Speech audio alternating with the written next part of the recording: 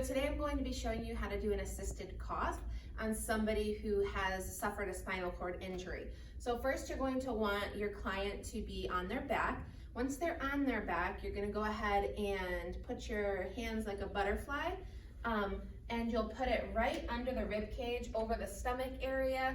Once you have your hands in place here, you want to make sure that when you apply pressure that you are not putting pressure on any of your client's bony areas, like the rib cage, definitely not going up into the sternum. You want to make sure that you're right here underneath those structures to really assist with the cough, okay? So what you're going to want to do is instruct your client to take 3 big breaths in and out, and on the 4th one, I'm going to go ahead and help, okay? So on the 4th one, you're going to want to cough.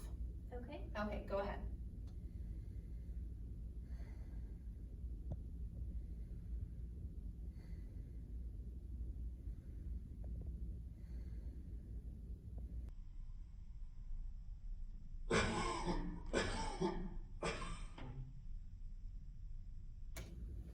And that's how you do an assisted cough.